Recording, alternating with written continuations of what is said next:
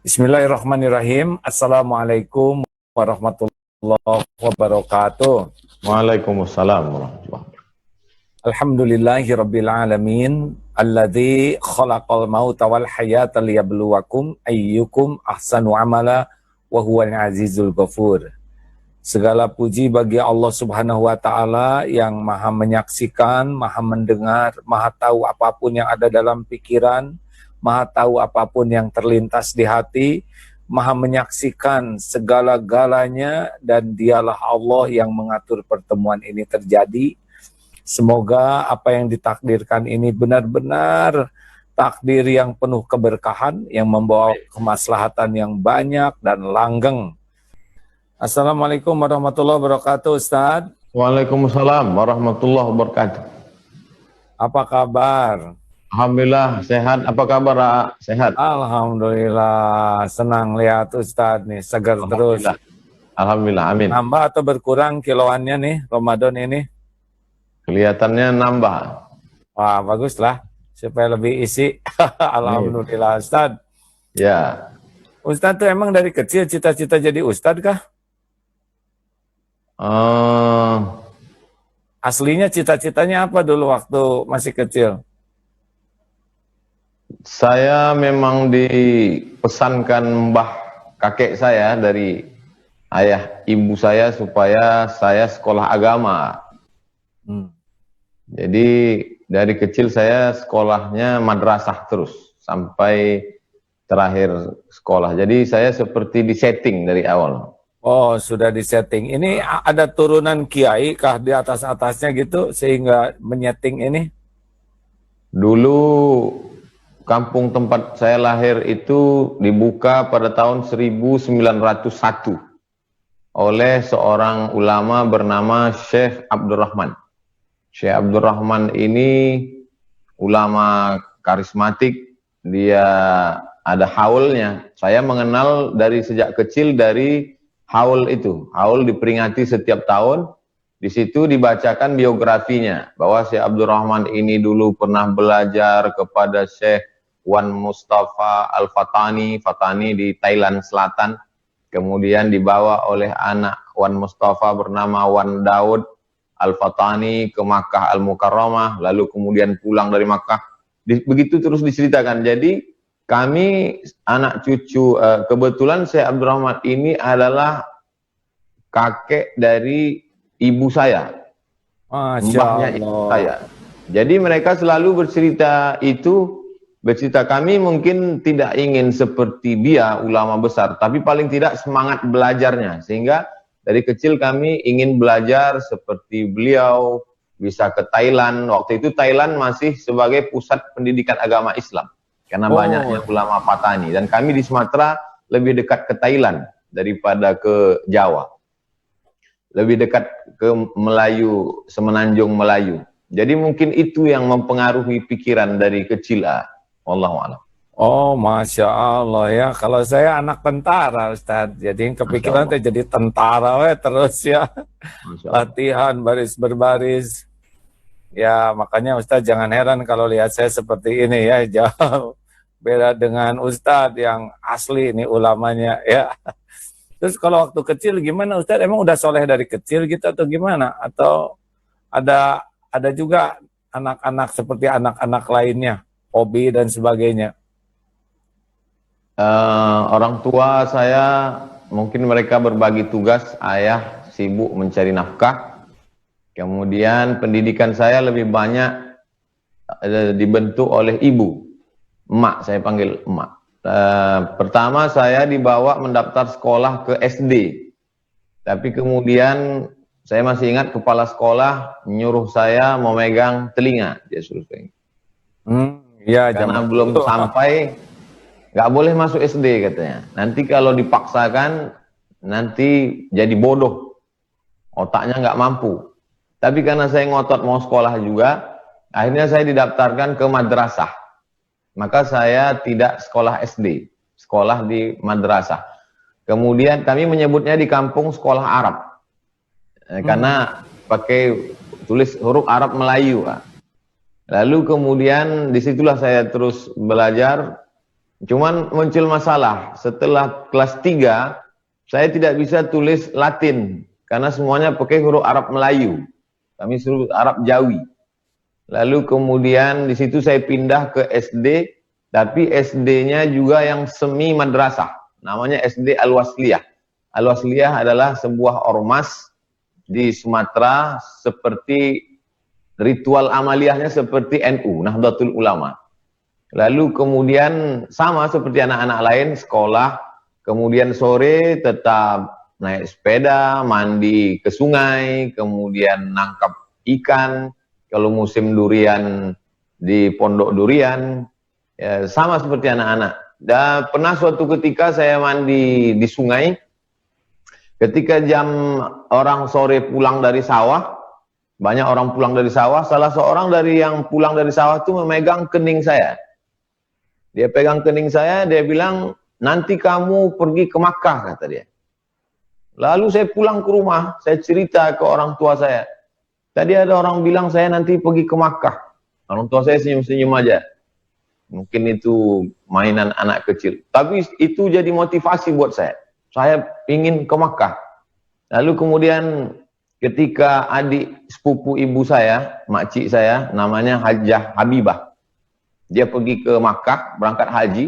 Saat mereka ramai-ramai melepas dia pergi ke Makkah itu, malam itu saya mimpi. Saya mimpi seolah-olah saya sampai di Makkah, tapi saya tidak bisa bicara dengan orang di Makkah. Saya nggak bisa ngomong. Paginya saya berpikir, gimana nanti kalau saya sampai ke Makkah, saya nggak bisa bicara. Jadi dari kecil ada obsesi untuk sampai ke Makkah. Selebihnya permainan sama seperti anak-anak kecil lain. Oh, mungkin hikmahnya sekarang Ustadz tiap ketemu anak kecil, pegang keningnya, doakan supaya nih kamu insya Allah nanti ke Mekah. Karena takdir itu kan Allah juga yang menakdirkan ada yang megang kening itu. Itu bisa jadi satu amalan Ustadz tuh. Tiap ketemu anak, pegang kening, insya Allah kamu ke Mekah, nak. Kan Ustadz juga dapat itu, kan tidak ada kejadian sia-sia. Insya Allah nanti saya amalkan supaya jadi motivasi pula buat generasi akan datang. Terima kasih. Ya kan, tidak ada kejadian baik kecuali dari Allah, ya kan? Masya Allah. Oh itu, emak gimana emak dulu? Apa yang paling Ustadz dapatkan dari motivasi dari orang tua, khususnya emak yang kelihatannya kan intensif sekali ya? Beliau sangat mementingkan pendidikan. Walaupun beliau bukan pendidik, beliau ibu rumah tangga biasa. Tapi pendidikan saya amat sangat beliau pentingkan. Memasukkan ke sekolah. Kemudian pada saat hari libur semester, libur semester atau libur itu saya disuruh pulang ke kampung untuk mengaji membaca Quran kepada paman beliau. Paman beliau, adik emak beliau namanya Syekh Muhammad Ali. Syekh Muhammad Ali ini anak kandung dari Syekh Abdurrahman. Waktu itu beliau sudah tua sekali, lebih 70 tahun. Jadi saya datang disuruh baca Quran, kata mak saya bukan belajar baca Quran hanya untuk ngambil berkah aja. Kau ngaji dengan dia, cium tangannya, ngambil berkah aja. Jadi saya waktu itu nggak ngerti ya pengambil berkah, karena disuruh ya tetap ngaji. Kemudian saya khatam baca Quran dengan emak. Jadi saya baca dari awal sampai akhir itu dengan emak. Baru setelah itu emak menyerahkan saya ke guru. Ketika saya kelas 3 SD, beliau menyerahkan saya ke seorang ustadz di pesantren. Ustadz itu waktu itu sangat terkenal. Dia juara musabaqah tilawatil Quran tahfiz di Makkah Al-Mukarramah. Lalu mak membawa saya ke ustadz itu, mengenalkan saya supaya saya mengaji dengan beliau.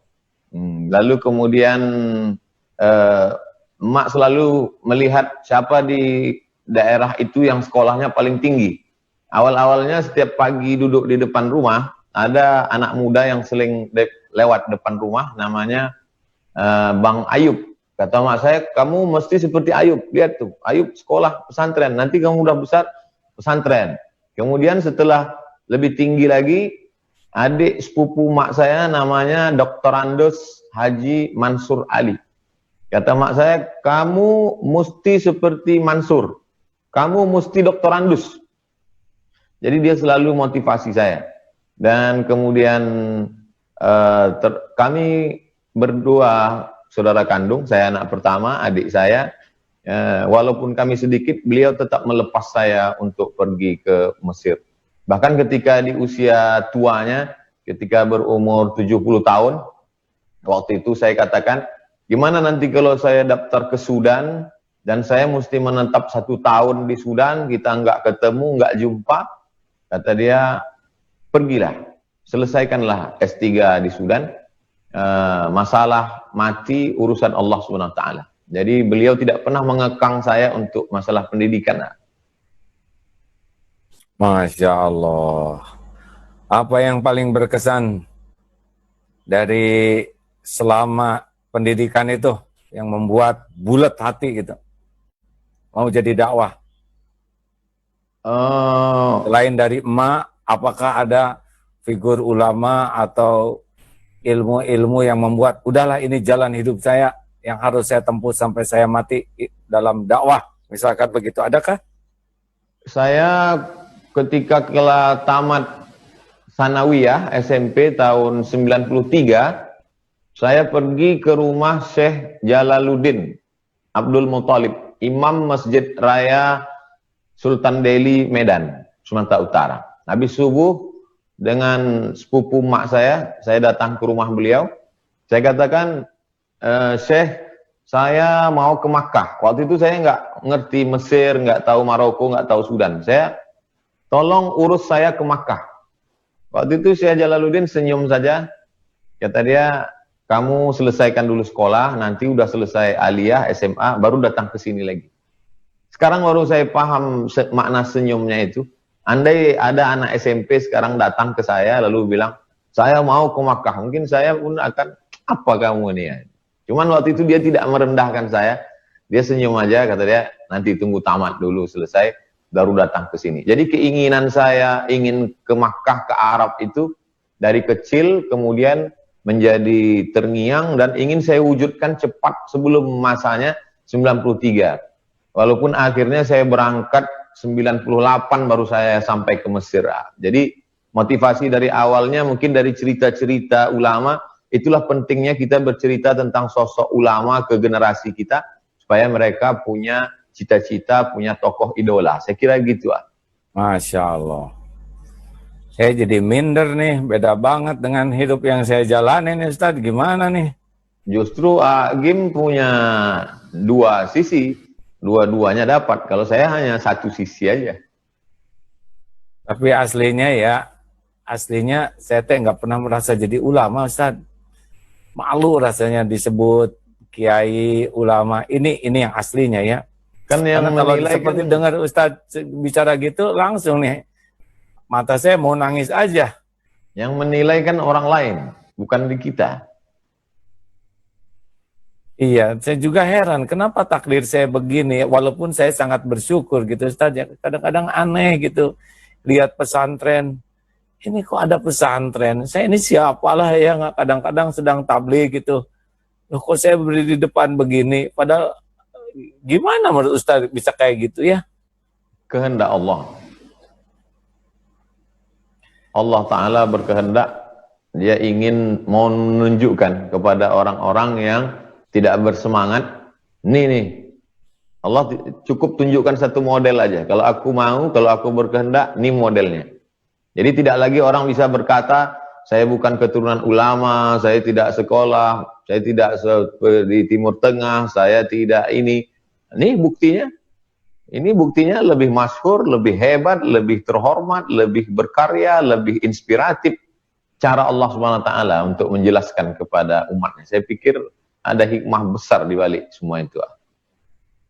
Oh gitu ya, waktu saya datang ke guru saya, Kiai Haji Khair Afandi di Manunjaya, ya beliau berkata sesuatu gitu, lalu saya nanya, tapi kan saya bukan seperti para ustadz kiai yang lain ya, saya banyak sekali kekurangan. Apa jawaban beliau? Begini, sengaja katanya Allah memberikan banyak kekurangan supaya kamu nggak punya peluang untuk ujub, takabur. Tapi tetap aja ada ujubnya, ada takaburnya sampai diuji dengan sesuatu yang membuat sadar diri ya. Baik Ustadz, apa suka duka awal dakwah tuh dulu kayaknya sering di hutan-hutan. Emang Saya hutan? pulang 2000, saya sidang S2 selesainya akhir 2006. Lalu kemudian 2006 itu saya langsung ke Makkah menjadi petugas haji. Waktu itu Kementerian Agama mempekerjakan mahasiswa sebanyak 400 orang. Kami dari Maroko 15 orang tenaga musiman. 3 bulan. Bulan Maret 2017 saya pulang.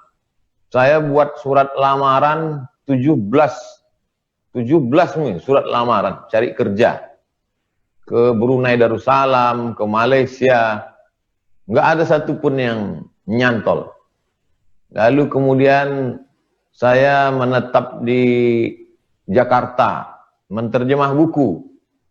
Jadi sekarang banyak buku-buku itu dicetak ulang, ditulis diterjemahkan oleh Abdul Somad LCMA. Kemarin di Islamic Book Fair. Lalu orang nanya saya, kapan nanti nerjemah ini? Apa masih sempat nerjemah?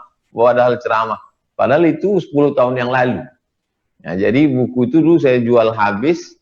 Ada lebih kurang 40 buku terjemah. Masya Allah. Lalu kemudian saya ikut tes dosen di UIN. Saya lulus seleksi berkas, saya lulus tes potensi akademik, saya lulus tes tertulis. Tinggal 2 audisi, saya gagal. Lalu kemudian almarhumah mak menyuruh saya pulang. Ya udah pulang aja ke Riau. Saya pulang bulan suci Ramadan tahun 2008. Ini Ramadan saya yang ke-12 di Pekanbaru. Pulang 2008, Ramadan 2008 saya tidak ada tausiah. Karena di Pekanbaru ini jadwal tausiah di masjid itu sudah disusun oleh lembaga dakwah. Namanya Majelis Dakwah MDI, kemudian IKMI, jadi habis semua. Lalu kemudian itulah terus berjalan 2008, 2009 sampailah hari ini ya, dengan suka dukanya. Gimana ceritanya kok jadi ngetop begini sekarang Ustaz? Kata Pak JK, dia kenal saya karena saya diusir dari Hong Kong. Jadi bully-bully itu Membawa berkah lah ya. Bad news, good news. Artinya itu berita buruk tuh ternyata membawa juga keberkahan di sisi lain gitu. Terus apa yang berubah, apa yang berbeda sekarang ini kan kemarin ngetop sekali sana sini, waduh undangan sampai susah sekali. Dikawalnya juga pakai bodyguard dan karena serangan mama garis keras. Apa yang terpikir oleh Ustadz ujian seperti itu? Saya melihat seperti begitu cara Allah mempermainkan dalam tanda kutip ya. Bagaimana Allah perasaan kita ketika kita amat sangat sulit, lalu kemudian begitu mudahnya Allah. Artinya Allah ingin berkata, kalau aku berkehendak mudah loh. Mungkin itu yang saya pahami ya. Kalau aku berkehendak mudah, ini bukan, kamu gak ada apa-apanya gitu. Mungkin saya pahami begitu. Benar. Yang paling bahaya dari ujian popularitas, sebetulnya yang lebih enak tuh nggak populer, Ustaz. Ya. Biasa-biasa aja. Sekarang mah saya merasakan tuh susah jadi orang biasa-biasa tuh, ya kan? Tapi karena udah sadar memang Allah yang menetapkan, yang paling bahaya itu adalah menikmati. Sok Ustadz mau nanya apa sekarang giliran? Gimana pendidikan dasar AA? Malu jangan nanya itu. Saya mau orang biasa-biasa banget. Karena ada sebagian orang dia merasa dia tidak bisa membedakan antara dakwah dengan fatwa. Sehingga ketika dia mengatakan ini dakwah ini tugasnya kiai, dakwah ini tugasnya ulama, sehingga dia tidak berdakwah, tidak mengajak orang. Padahal kalau kita lihat dakwah itu kan kewajiban semua orang. Nahnu du'at qabla kulli syai', kata Syekh Umar Tilmisani. Kita ini apapun kita adalah dakwah, ngajak orang. Jadi kehadiran Agim Allah ingin menunjukkan kamu wajib berdakwah. Kalau kamu berdakwah, aku angkat derajatmu melebihi siapapun. Sehingga dulu ketika saya nonton TV, pernah tuh saya tes, semua channel itu Agim. Saya lihat Agim. Nah, sekarang Abdul Somad lah. Pernah tuh saya tes kan. Baik, saya jawab apa? Apa yang harus saya jawab? Saya sekolah biasa-biasa aja, Ustadz. Di sekolah negeri, SD, SMP, SMA. Kuliah juga kan elektro, nggak nyambung ini ya. Hanya senang sekali berorganisasi. Dari kecil jadi pedagang. Dari TK dulu, TK ikut dengan nenek. Karena ayah saya seorang prajurit, seorang tentara, pindah-pindah. Dan sangat mendidik kedisiplinan. Ya, seperti yang sekarang berbekas di pesantren, di santri itu pendidikan ayah. Kalau ibu rumah tangga biasa, hanya karena adik sakit, sehingga gaji ayah saya banyak untuk membiayai adik. Walaupun perwira gitu, tapi tetap sehingga jualan ibu tuh. Nah, saya bagian jualan juga di sekolah. TK jambu tetangga, SD jualan petasan, SMP jualan orson waktu itu ya. Begitulah, sampai kuliah juga dagang aja terus. Sampai selesai kuliah, baru kembali ke rumah. Adik saya yang ketiga ini sudah semakin sulit bangun. Kami berempat, saya paling besar. Nah, ada adik Abdurrahman Yurid, yang sekarang juga pembina pesantren. Nah, yang ketiga ini, menurut saya itu lebih baik dibanding kakak-kakaknya dan adiknya karena baik gitu. Lalu lumpuh, makin lama makin lumpuh. Jadi asalnya normal, terus terserang apa, zaman waktu itu kan teknologi belum seperti sekarang, lalu dilumba, lalu bertahap lumpuhnya tuh. Mulai dari mata juling, telinga nggak mendengar. Nah, selesai kuliah, saya pulang ke rumah sekamar dengan adik ini. Saya lihat adik ini, walaupun susah bangun, tahajud tiap malam. Kemudian walaupun sudah lumpuh, tidak bisa berjalan, digendong ke masjid. Tetap sholat berjamaah di masjid, walaupun digendong. Dan di masjid pun berbaring seperti mayat saja gitu, dibaringkan begini. Karena nafas susah gitu, jadi malam itu harus didorong, begitu dimiringkan kiri kanan. Tapi saya lihat adik saya ini jarang mengeluh. Saya giliran dengan adik untuk ngejaga adik ini ya. Kalau pergi digendong. Lalu adik ini kalau ada yang ngasih uang, dia tidak bisa megang uang, lalu dia minta tolong kasihkan A ke ini, ke itu. Jadi uangnya tidak dipegang, tapi dia sedekahkan. Saya tuh mikir, ya alhamdulillah waktu di kampus tuh jadi ketua senat, jadi komandan menwa, gitulah dengan berbagai aksesoris prestasi centil anak muda waktu itu saya lah gitu. Juara pidato, juara gitu. Tapi ketika ketemu adik ini, saya rasa lain sekali gitu. Apa yang saya raih itu cuman casing, topeng. Tapi kalau lihat adik ini tenang gitu. Tahajud malam-malam, walaupun kadang-kadang hanya dengan tayamum karena sulit gitu, tapi sambil berbaring. Lalu saya lihat adik saya kalau lihat akuarium, maaf, dia menangis. Saya heran, kenapa menangis lihat akuarium? Lihat katanya, Allah menciptakan warna ini indah sekali. Jadi dia melihat dunia tapi hatinya ingat ke Allah. Di sanalah sebetulnya saya mendapat hidayah tuh lewat adik yang lumpuh dan sebelum meninggalnya di pangkuan gitu. Pernah memberi nasihat, katanya. Ini sebelumnya saya pernah nanya, Dek, kenapa jarang mengeluh? Kata adik saya begini, untuk apa mengeluh, katanya.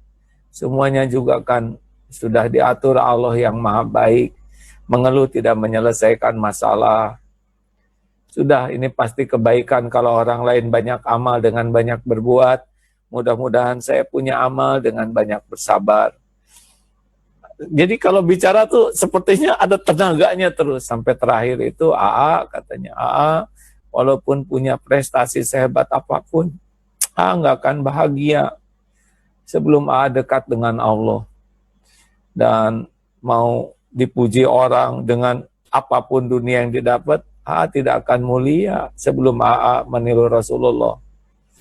Ya, tidak lama kemudian meninggallah dan berubahlah. Memang saya dulu awam aja gitu, sholat, tapi tidak seperti semangat para mahasiswa sekarang.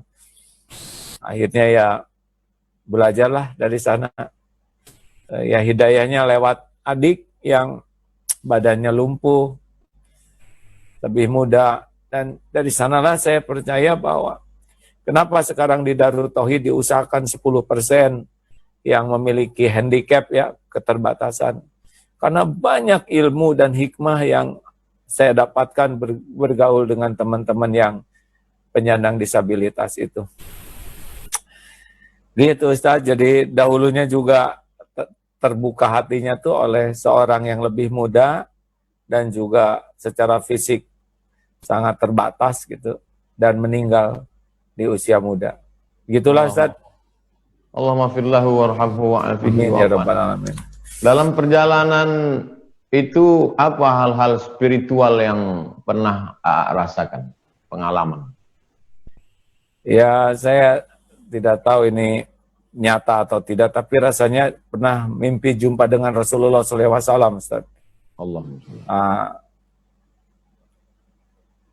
Saya malu kalau menceritakan ini, karena awam sekali waktu itu. Saya juga heran kenapa saya mimpi dan tidak tahu, ya. Tapi dari sanalah kemudian jadi senang ke masjid. Ada yang aneh waktu itu, karena dari awam jadi senang ke masjid, jadi disangka stres. Apalagi waktu itu saya suka sekali mendengar lafaz Allah. Sehingga kalau dengar azan, suka menangis. Sepertinya indah gitu nama Allah tuh. Rasanya ada cinta, tapi saya tidak mengerti. Nah, jadi di masjid sering itikaf dan tidak mengerti itu itikaf. Itu usia berapa ya? 24-an lah, 23. Tapi orang-orang nganggapnya stres, katanya tuh si Gim depresi katanya. Karena kalau dengar nama Allah suka nangis. Saya juga tidak mengerti kenapa saya suka sekali gitu mendengar asma Allah. Nah, dari sanalah belajar, cari guru ke sana sini, lalu ke Manonjaya, ke Garut dulu, dari Garut ke Manonjaya, ya mencari ilmu. Dan ya dibalik segala keterbatasan, suka sekali, makanya dinamai Darut Tauhid. Itu awalnya adalah ingin sekali menjadi orang yang bisa mencintai Allah sepenuh hati. Tapi ya itu ketika mulai bangun pesantren, lalu Allah menguji lah dengan dimudahkan dunia, populer, dan ya seperti itu, rupanya belum kuat fondasinya. Sampai ada takdir Allah memberi jalan dengan cara yang halal, tapi itu membuat segera tersadar dan kembali ke ketauhidan. Kurang lebih begitu. Sekarang saya nanya bagian saya. Apa yang terpikir oleh Ustadz dengar obrolan itu? Saya ingin orang punya informasi yang utuh tentang perjalanan hidup Pak Agim, sehingga bisa dia jadikan sebagai rel, acuan.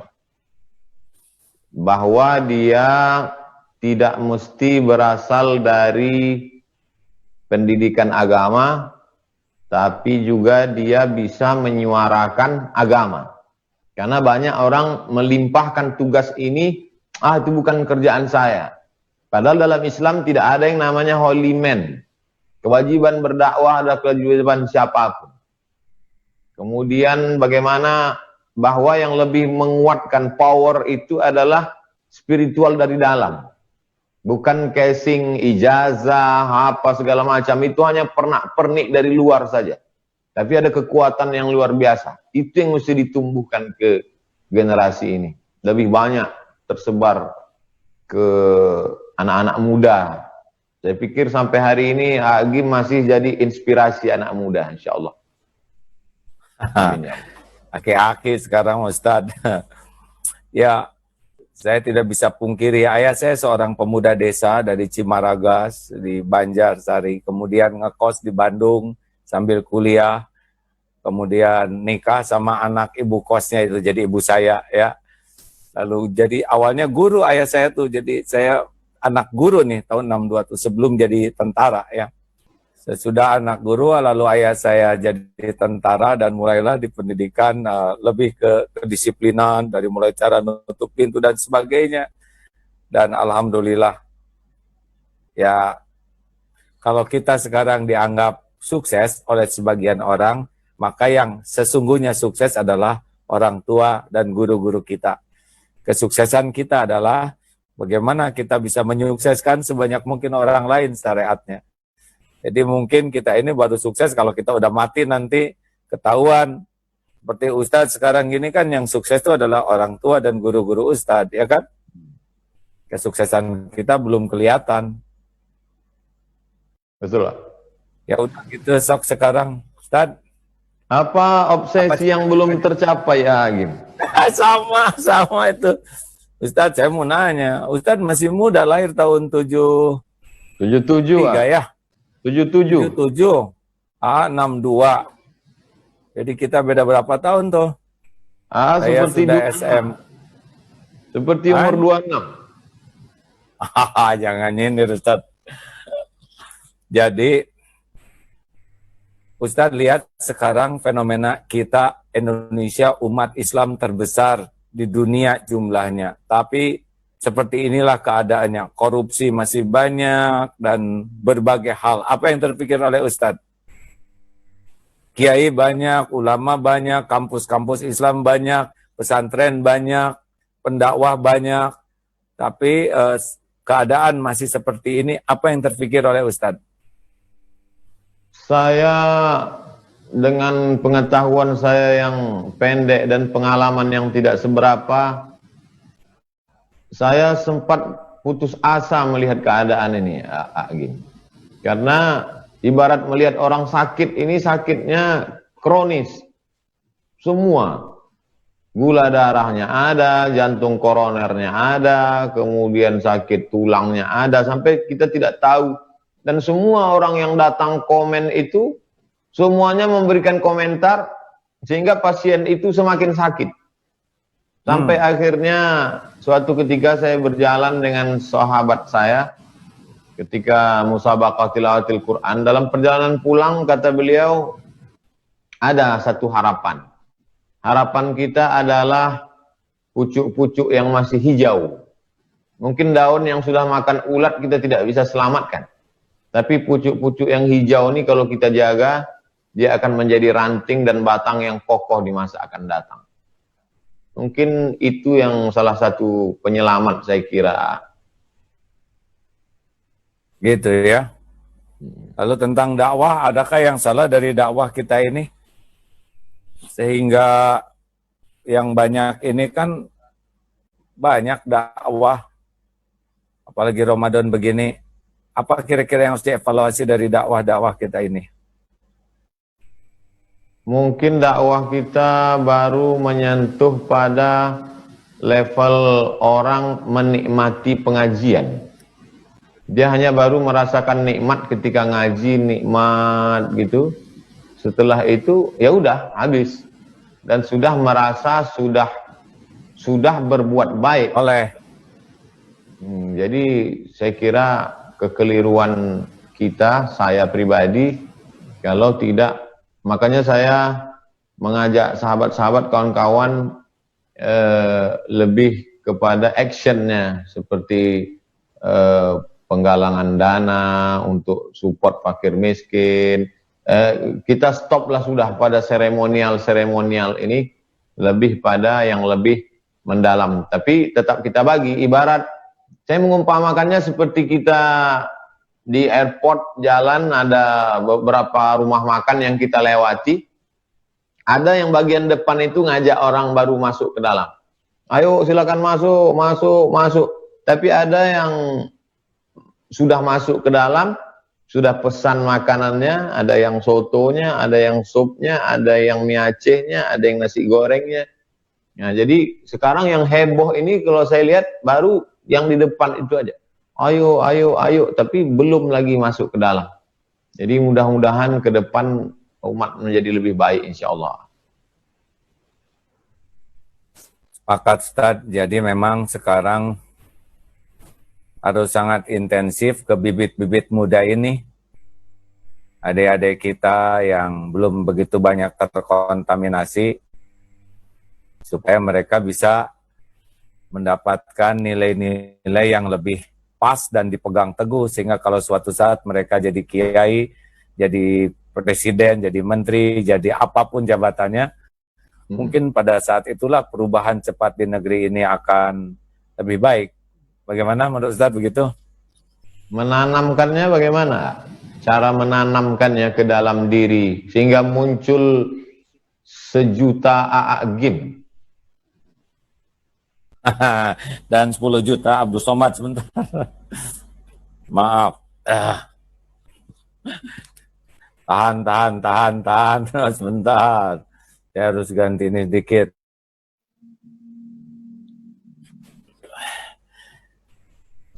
Jadi, ya kalau saya sih 3M, Ustadz. Mulai dari diri sendiri, mulai dari hal yang kecil, mulai saat ini. Sekarang semakin menyadari bahwa seorang guru itu baru dia punya kemampuan menggugah dan mengubah dengan izin Allah kalau guru itu memang bisa menggugah dan mengubah dirinya sendiri dulu. Karena kalau ceramah mah gampang, tinggal apalin dalil, dilatih ceramah. Tapi Allah tahu persis niatnya dia ceramah, Allah tahu. Ilmu yang dia sampaikan juga Allah tahu, dan dia mengamalkan atau tidak Allah tahu. Jadi urusan terpenting bagi seorang pendakwah sebetulnya bukan dengan umat. Urusan terpentingnya adalah dengan Allah. Karena yang membulak-balik hati kan Allah. Kalau bicara begini gampang sekali, benar? Bagi yang biasa bicara, bicara. Tetapi kan apakah selama dia bicara niatnya ikhlas atau ada udang di balik batu? Apakah perkataan itu untuk ngajak orang jadi dekat Allah atau mau menunjukkan kepintaran dirinya? Apakah bicara itu dia lakukan atau tidak? Ini Allah tahu semuanya, ya. Itulah sebabnya kalau kita pelajari para ulama terdahulu kan bicaranya, guru saya tuh bicaranya dikit, Ustaz. Dikit sekali bicaranya. Aduh, Masya Allah. Tetapi kalau bicara, aduh saya bisa nangis Bombay itu. Sekali guru saya negur, aduh udah betulan ini. Sekarang guru saya sudah wafat. Tiap ingat guru ini tidak bisa tidak nangis aja ini, ya. Karena melihat beliau, saya pikir bicaranya luar biasa sedikitnya. Tapi kenapa pengaruhnya besar sekali? Karena memang beliau niatnya juga adalah bukan untuk kepentingan dirinya. Dakwahnya itu beliau praktekkan, beliau amalkan. Dan ini kan murid guru saya 2 itu. Satu lagi ada yang sekarang jadi guru saya yang lebih senior. Dan saya kata guru saya ini yang masih lebih muda ini, tahu nggak, Mbah itu lebih menyayangi daripada menyayangi dirinya sendiri. Saya tanya, kenapa bisa begitu? Karena Mbah itu sholat sangat lama dan banyak mendoakan Waduh, itu hancur hati saya tuh mengetahui betapa guru saya sedikit tidurnya karena mendoakan muridnya agar dilindungi Allah. Nah, guru saya tidak dikenal orang dan tidak mau dikenal orang. Jadi saya melihat seorang figur ya yang dekat dengan kehidupan. Oh, kalau Rasulullah sih pasti sempurna ya. Betapa keikhlasan dan mengamalkan apa yang disampaikannya. Sebetulnya itulah rahasia terpenting di dalam mengajak orang menuju kebaikan. Menurut Ustadz bagaimana itu? Halo? Ada Imam Fudail bin Iyad ketemu dengan Khalifah Harun ar-Rasyid.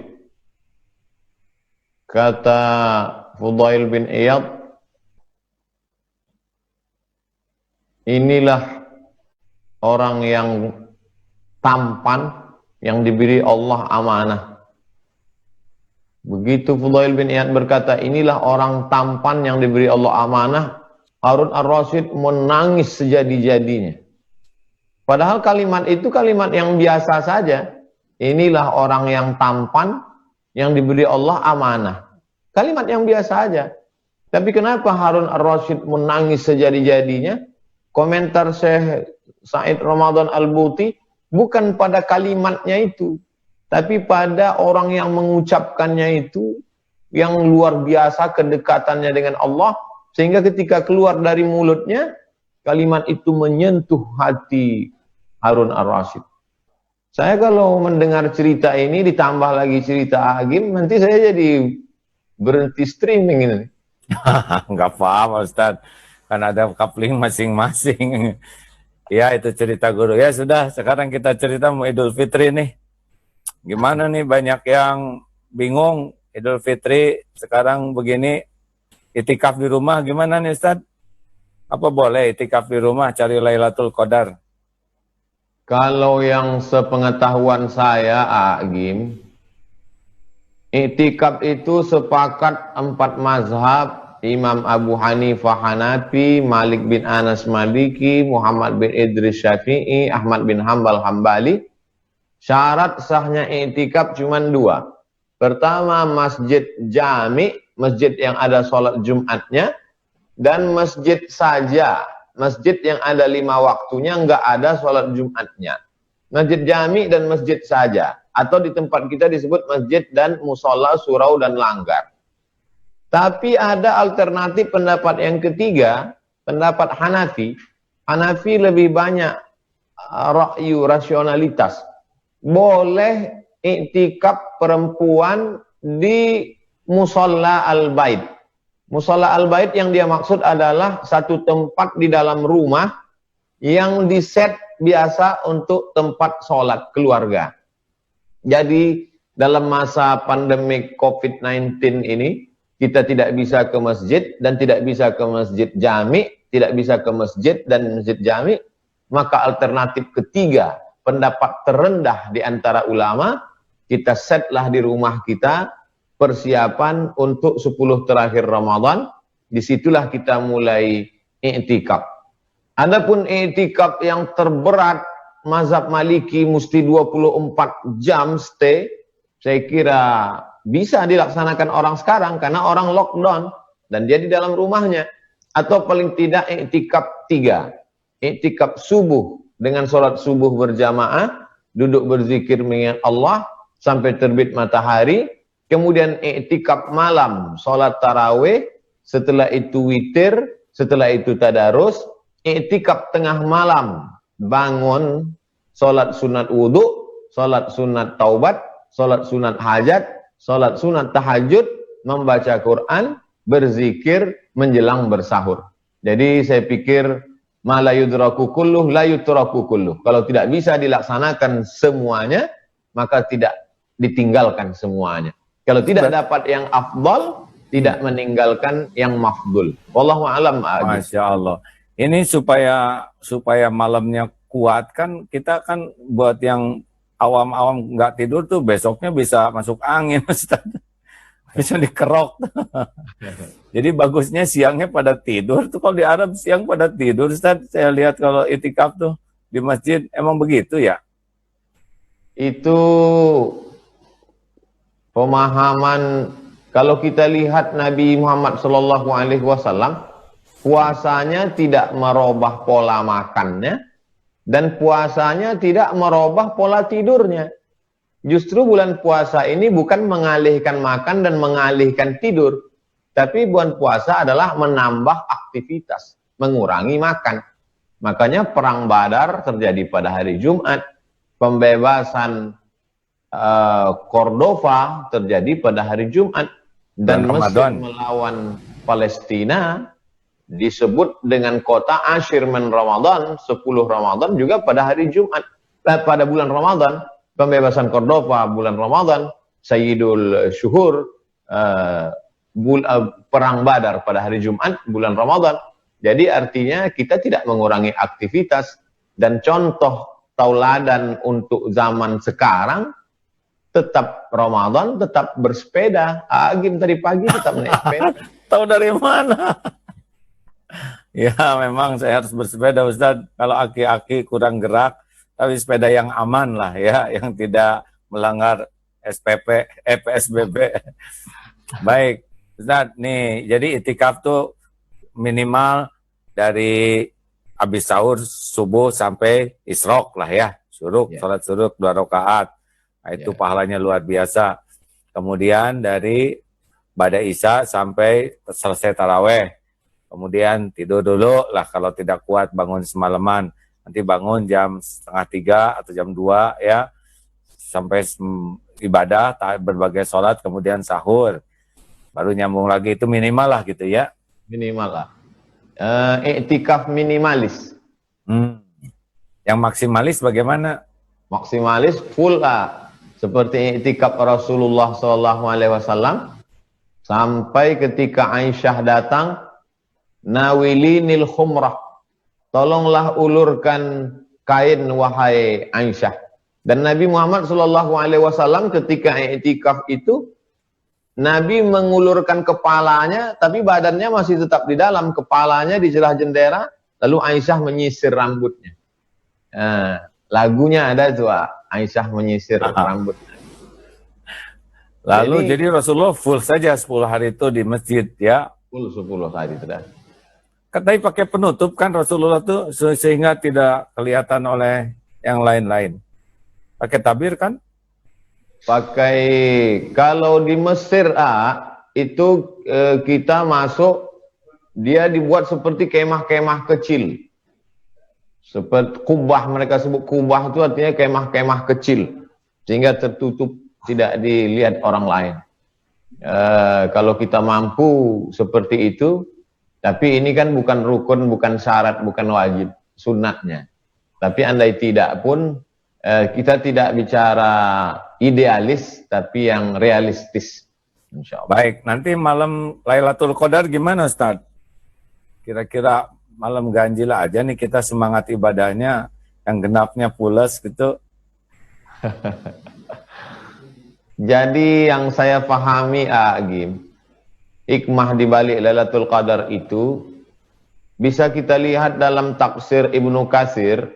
Kata Imam Abul Fida Ismail Ibnu Katsir dalam surat Al-Qadar, pembahasan Lailatul Qadar, dia ungkapkan banyak sekali pendapat ulama. Ada yang mengatakan malam pertama, malam ketiga, malam kelima, malam ketujuh, malam ke-9, malam ke-11, malam ke-13.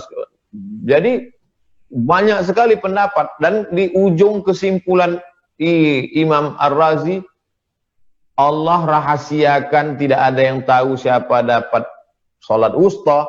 Allah rahasiakan tidak ada yang tahu siapa dapat taubat nasuha. Allah rahasiakan tidak ada yang tahu siapa dapat doa makbul hari Jumat. Allah rahasiakan tidak ada yang tahu siapa dapat haji mabrur. Dan Allah rahasiakan tidak ada yang tahu siapa dapat Lailatul Qadar. Supaya kita senantiasa berharap ingin mendapatkannya. Jadi kalau saya lihat di situ, sebenarnya yang ingin diinginkan Allah dari kita adalah menghidupkan malam-malam ini, bukan main tebak-tebakan di wallahu a'lam. Masya Allah. Iya. Ada ciri-cirinya enggak yang udah dapat Lailatul Qadar, apa bercahaya gitu Ustaz? Banyak sekali kita lihat sahabat-sahabat kita bercerita tentang Lailatul Qadar atau sesuatu yang pengalaman spiritual lebih kepada fisik. Misalnya melihat pohon kayu tumbang, kemudian air-air empang jadi beku, kemudian turun malaikat. Tapi kalau kita lihat spirit beragama dari para ulama, dari hadis Nabi, sebenarnya yang diinginkan adalah adanya perubahan. Berapa banyak orang yang mengaku mengalami pengalaman spiritual, tidak ada yang berubah. Justru yang berubah adalah ceritanya, bukan amalnya.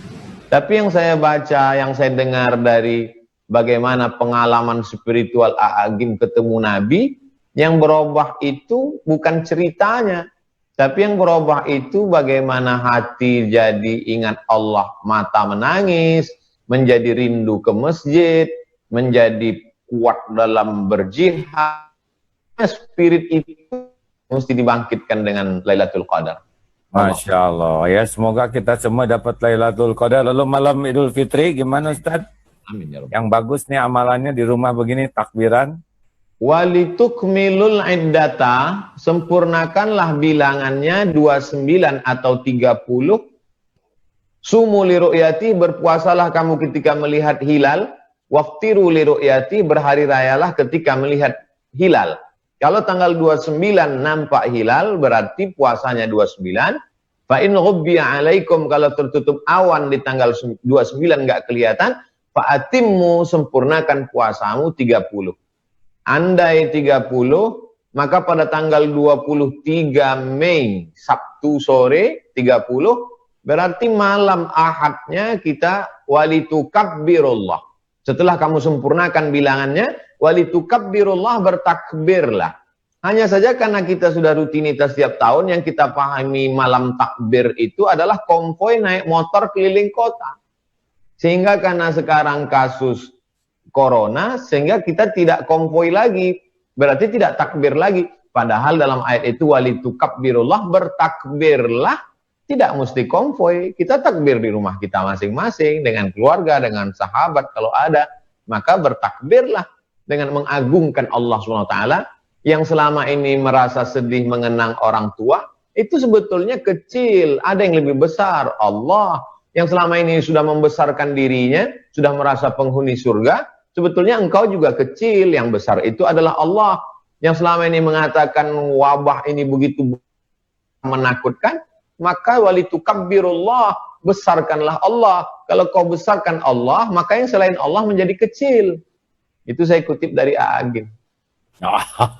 Jadi bagusnya malah udah jangan nyebut-nyebut saya aja Ustaz. Jadi takbiran tuh yang dicontohkan Rasulullah tuh bagaimana tuh malam takbiran tuh Ustaz? Kita bertakbir dalam setiap posisi, kondisi, tanpa melihat waktu. Terus dari mulai saja, maghrib ya, dari mulai habis sholat maghrib Ustaz. dari mulai dua pendapat. Pendapat yang pertama, begitu masuk malam. Karena hitungan satu Syawalnya itu adalah ketika tenggelam matahari sore Sabtu 30 Ramadan, terbit masuk malam, dihitung malamnya duluan. Disitulah kita mulai bertakbir, mengganggukan Allah. Biasanya kita dari setelah selesai sholat, sampailah pagi, kemudian ketika khotib naik ke atas mimbar, selesailah masa bertakbir, mengagungkan. Jadi selesainya Allah pada waktu khatib naik mimbar ya. Nah masalahnya sekarang ini kan kayaknya Idul Fitrinya di rumah masing-masing. Gimana tuh Ustaz? Bagusnya? Kalau yang nggak pulang, yang nggak mudik, yang di kos-kosan di Bandung, di Jakarta, tinggal sendirian, sholat Id saja sendirian, nggak pakai khutbah. Yang dengan keluarga, maka laksanakan sholat Id berjamaah. Satu imam, minimal makmumnya 3. Jadi sholat Id, setelah sholat Id, lalu kemudian naik khotib, berdiri khotib, takbir 9, Allahu Akbar, Allahu Akbar, Allahu Akbar, Allahu Akbar, Allahu Akbar, Allahu Akbar, Allahu Akbar, Allahu Akbar, Allahu Akbar kabira, alhamdulillahi katsira, sampai habis. Kemudian rukun-rukunnya saja, alhamdulillah. Kemudian selawat, Allahumma salli ala sayyidina Muhammad wa ala ali sayyidina Muhammad. Kemudian ayat, ya ayyuhalladzina amanu taqullah. Kalau enggak hafal, qul huwallahu ahad, Allahus samad. Setelah itu wasiat takwa, takutlah kamu kepada Allah. Setelah itu duduk antara dua khutbah, tegak lagi, Takbir 7, Allahu Akbar, Allahu Akbar, Allahu Akbar, Allahu Akbar, Allahu Akbar, Allahu Akbar, Allahu Akbar kabira, walhamdulillahi katsira, wa subhanallahi bukratan wa asila. Habis itu rukun khutbah lagi, alhamdulillah, salawat, Allahumma salli ala sayyidina Muhammad wa ala ali sayyidina Muhammad. Habis itu baca ayat, qul huwallahu ahad, Allahus samad. Habis itu kemudian wasiat takwa, takutlah kamu kepada Allah. Habis itu doa, Allahumma firil muslimina wal muslimat. Selesai, makan ketupat opor ayam. Nah, dah. Kalau berdua gimana? Sholat masing-masing. Sholat masing-masing, Kalau berdua ya, bertiga sholat masing-masing. Yang belum ada makmum, sholat sendiri-sendiri aja. Kalau berdua kan, sholat berdua tidak bisa ya, sholat Idul Fitri berdua gitu, Ustaz. Karena pendapat yang paling minim, yang seminim-minimnya itu lebih dari jamaah. Ya, jamaah itu. Lebih dari jamaah. Inna salatal idi tan'aqidu, salat Idul Fitri sah bi arba'atin, 4 orang, imamin 1 imam, wa salasatin mu'tamin 3 makmum, li'annahu adadun yazidu ala aqallil jam'i, karena itulah jumlah paling minim dalam jama'. Inilah pendapat yang paling minim. Kalau berdua kita minimkan lagi, saya nggak berani. Kita mah ikut yang lebih pintar aja, Ustaz. Enggak. Lah, sesudah itu gimana tentang salam-salaman, minta maaf, minta maaf. Emang di zaman Nabi ada seperti apa sih lebarannya, Ustaz? Tentang masalah minta maaf, tidak mesti menunggu Idul Fitri. Jadi mohon maaf lahir dan batin itu adalah tradisi kita. Saya tidak melihat orang Mesir, orang Maroko, saya di Sudan nggak ada Idul Fitri, Maroko nggak ada mereka minta maaf pada Idul Fitri. Jadi ya kita tetap minta maaf ya langsung setelah kekhilapan, kesalahan langsung minta maaf. Tapi tradisi itu baik, bukan berarti salah, bid'ah, wa kullu bid'atin dhalalah, wa kullu dhalalatin finnar, bukan. Jadi artinya kalau sekarang kita tidak bisa ketemu, ya kita hanya sekedar meninggalkan tradisi, bukan meninggalkan syariat Islam. Wallahu a'lam. Masya Allah, doa. Jadi gimana bagusnya kalau udah lebaran tuh, yang dianjurkan dalam Islam, doa-doanya, ucapan-ucapannya dalam lebaran itu? Taqabbalallahu minna wa minkum salihal a'mal. Semoga Allah menerima amal soleh kamu dan amal soleh saya. Amal soleh tarawih, puasa, zikir, i'tikaf, sholat. Nah itu semua di Ramadan kemarin. Adapun ucapan sebagian orang minal aidin diambil dari kata Idul Fitri. Ada ya'udu audan. Kembali ke fitrah. Kembali ke fitrah, yang dimaksud fitrah, fitratul Islam. Kata Abu Hurairah, suci. Bagi semoga kita kembali ke fitrah minal aidin. Kemudian wal faizin, semoga kita menang, diambil dari ayat innalil muttaqina mafaza. Sesungguhnya orang yang takwa itu mafaza. Mafaza menang. Orang yang menang faizin. Minal aidin wal faizin. Jadi ungkapan minal aidin wal faizin ini jangan dibid'ahkan. Nabi nggak ada buat. Itu diambil dari hadis dan dari ayat Al-Quran. Baik, doa. Kalau saya gabungkan saja.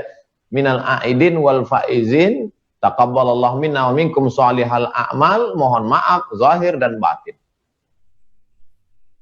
Jadi, kalau ada orang yang tidak mengatakan itu, kita tidak usah kotor hati. Kalaupun ada yang mengatakan itu, kita tidak usah kotor hati, gitulah ya. Jangan intinya sampai jagalah hati, jangan kau nodai. Masya Allah. Ya, begitulah. Jadi kita semua mudah-mudahan memanfaatkan sisa waktu ini sebaik-baiknya, ya. Tidak terlalu mempermasalahkan kita di masjid atau tidak, sesudah ada fatwa ulama dari ulama. Ya, begitu Ustaz ya. Amin. Alhamdulillah Ustadz, luar biasa hari ini banyak sekali ilmu hikmah yang Ustadz sampaikan. Jazakallah khair. Mungkin ada pesan-pesan terakhir sebelum kita berpisah ini di saat-saat akhir Ramadan ini. Apa yang memotivasi A'agim tidak berhenti beraktivitas? Setiap hari Zoom-nya setiap hari, lintas tokoh, lintas agama, lintas disiplin, lintas ilmu. Dengan politikus, dengan macam-macam orang. Apa motivasinya? Mau terkenal, Agim kan udah capek terkenal. Ustadz, saya sudah tua. Kalau Nabi kan 63 tahun usianya. Ya, kalau ada segitu tinggal dikit lagi lah. Saya pengen pulang selamat, pengen punya bekal, pengen bisa berjumpa dengan Allah. Ya ceritanya sih itu. Jadi setiap ada kesempatan ilmu yang manfaat dari siapapun, saya cuma memfasilitasi saja. Mudah-mudahan jadi bekal pulang. Itu aja Ustadz. Ya waktu tinggal dikit, belum tentu hidup lagi Ramadan yang akan datang, ya kan? Jadi ingin aja setiap ada kesempatan, kalau ini jadi kebaikan untuk umat, mudah-mudahan diterima Allah. Itu aja sih. Pengen punya bekal lebih banyak. Silakan kata-kata terakhir perpisahan Ustaz. Agim tidak pernah menyuruh saya untuk semangat. Agim tidak pernah menasehati saya, tapi saya mengambil semangat dan nasihat dari perjalanan hidupnya. Dan dari situ saya belajar, kita tidak perlu banyak menasehati orang, tapi cukup orang ambil nasihat dari perjalanan hidup kita. Saya kira itu penutup dari saya. Masya Allah. Terima kasih Ustaz. Doakan saya supaya diampuni Allah dan istiqomah. Dan Amin. semoga Ustaz juga diberi umur panjang, diberikan nikmatnya yakin ke Allah, nikmatnya cinta dan rindu kepada Allah, serta nikmatnya hidup berjuang bermanfaat bagi umat, bagi sebanyak-banyaknya makhluk Allah. Dan semoga Allah mengaruniakan qalbun salim, karenanya dengan qalbun salim bisa berjumpa dengan Allah. Dan semoga Allah lindungi dari apapun yang menghijab dari Allah, apapun yang menghijab dari umat. Amin ya Allah ya Rabbal Alamin. Jazakallah khair Ustaz, taqabbalallahu minna wa minkum. Masya Allah. Terima kasih pemirsa, terima kasih ini ya, doakan nih Ustaz dan A juga ya. Mohon maaf lahir batin, semoga ada takdir kita berjumpa lagi. Subhanakallahumma bihamdik, asyhadu alla ilaha illa anta, astaghfiruka wa atubu ilaik. Assalamualaikum warahmatullahi wabarakatuh. Waalaikumsalam.